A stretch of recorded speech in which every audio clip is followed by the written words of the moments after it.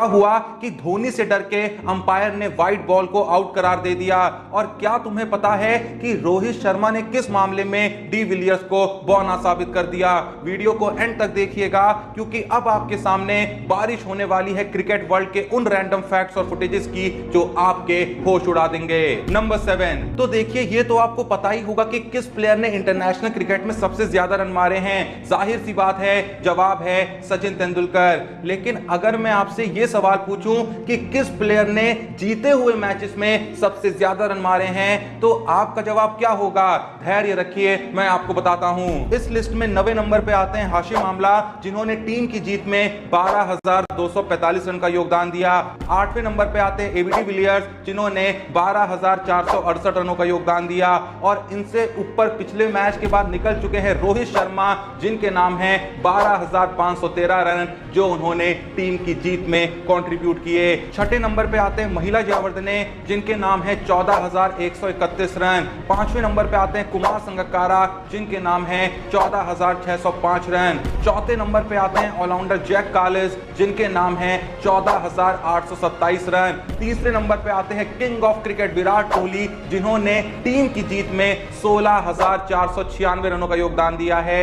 दूसरे नंबर पे आते हैं God of cricket Sachin Tendulkar, जिन्होंने 17,113 रन टीम की जीत में मारे हैं। और पहले नंबर पे पता है कौन आता है? पहले नंबर पे आते हैं रिकी पॉन्टिंग, जिन्होंने टीम की जीत में सबसे ज्यादा रनों का योगदान दिया है, 20,140 रन। क्योंकि जाहिर सी बात है, जिस वक्त पे रिकी पॉन्टिंग ऑस्ट्रेलिया के लिए खेला करते थे, उस वक्त पे ऑस्ट्रेलिया बहुत ही कम मैचेस हारती थी। लेकिन क्या हम ये कह सकते हैं कि आने वाले वक्त में विराट कोहली पॉन्टिंग से इस मामले में आगे निकल जाएंगे कि टीम की जीत में वो पॉन्टिंग से ज्यादा रन जड़ जाएं? अगर मोटा मोटी मैं आपको बताऊं तो विराट कोहली को लगभग 3500 रन टीम की जीत में कंट्रीब्यूट करने होंगे, अगर उन्हें इस लिस्ट में नंबर 1 पे विराजमान होना है। किस किस को लगता है कि विराट कोहली ये अद्भुत कारनामा कर पाएंगे? कमेंट में जरूर बताइएगा। नंबर 6, तो जैसा हम जानते हैं कि पिछले कुछ वक्त से टेस्ट क्रिकेट के अंदर वर्ल्ड टेस्ट चैंपियनशिप खेली जाती है,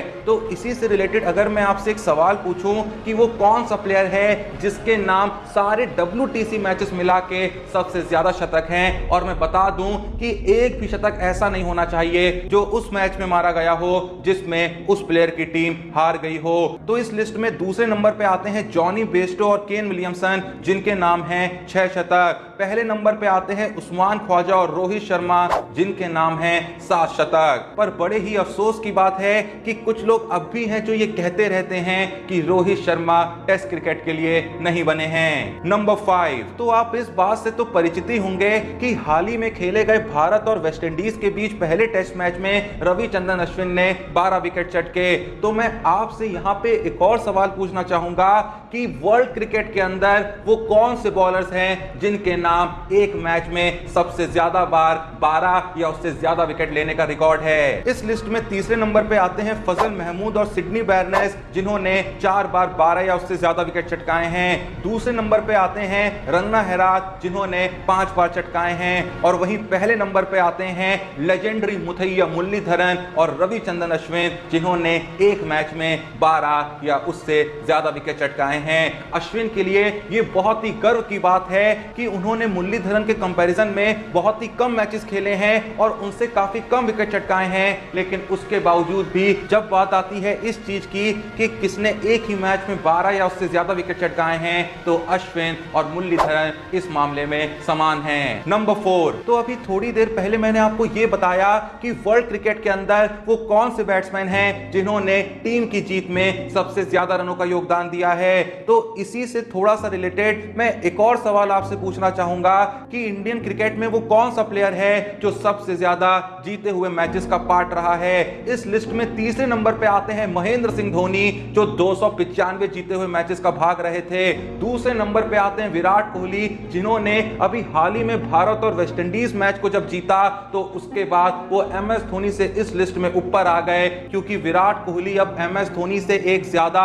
296 जीते हुए मैचेस का पार्ट रहे हैं। वहीं जब बात आती है कि इस लिस्ट में नंबर 1 पे कौन है, तो वो हैं God of cricket Sachin Tendulkar, जो 307 जीते हुए मैचेस का पार्ट हैं। तो ये कहने में कोई शक नहीं होना चाहिए कि जब तक साल 2023 का अंत होगा, विराट विराट कोहली इस लिस्ट में नंबर 1 पे विराजमान होंगे, क्योंकि विराट कोहली को मात्र 11 मैचेस में अपनी मौजूदगी देनी है जहां इंडियन टीम जीत जाए। जैसी ये विराट कोहली कर लेंगे, जैसा मैंने कहा, वो इस लिस्ट में नंबर 1 पे होंगे।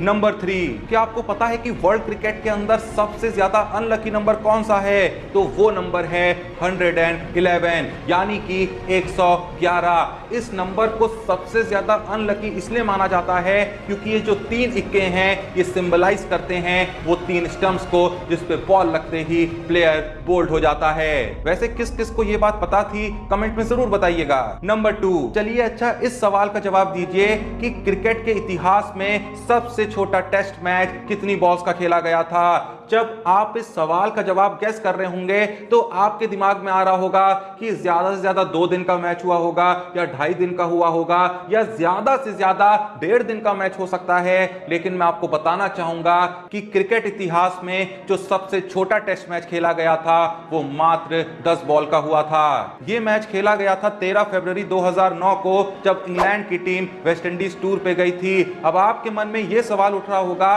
कि आखिर ऐसा इस मैच में क्या हुआ कि ये मैच सिर्फ और सिर्फ 10 बॉल का खेला गया। तो मैं बताना चाहूंगा कि जैसे इस मैच में बॉलर्स ने बॉलिंग करना शुरू करी तो जब जब वो बॉल डालने से पहले रन अप लेते थे तो मिट्टी जो थी वो इतनी ज्यादा धसी हुई थी कि उनके पैर जैसी जमीन पे पड़ते थे तो वो भी जमीन में धस जाते थे। वो पिच कंडीशंस इतनी ज्यादा खराब थी कि ऐसा पॉसिबल ही नहीं था कि इस पिच पे बॉलिंग कराई जा सके। मतलब आप ये सोचिए कि पिच के हालात इतने ज्यादा खराब थे कि उस पिच को आने वाले 4 दिन तक रिकवर तक नहीं करा गया। उसमें यह स्कोप ही नहीं था कि इस पिच को इतना बेहतर करा जाए कि यहां पे एक भी दिन ठीक से मैच करा जा सके। नंबर 1, तो ये जो किस्सा है इसे सुन के आपको अंपायर्स पे हंसी भी आएगी और उनके लिए थोड़ा सा दुख भी होगा। बात है आईपीएल 2022 की, जब 12 मई को मुंबई और चेन्नई के बीच आईपीएल का एल क्लासिको मैच खेला जा रहा था। तो उस मैच के दौरान जब मुंबई इंडियंस की टीम बल्लेबाजी कर रही थी तो सीएसके के बॉलर सिमरजीत एक के बाद एक मुंबई के विकेट चटकाए जा रहे थे।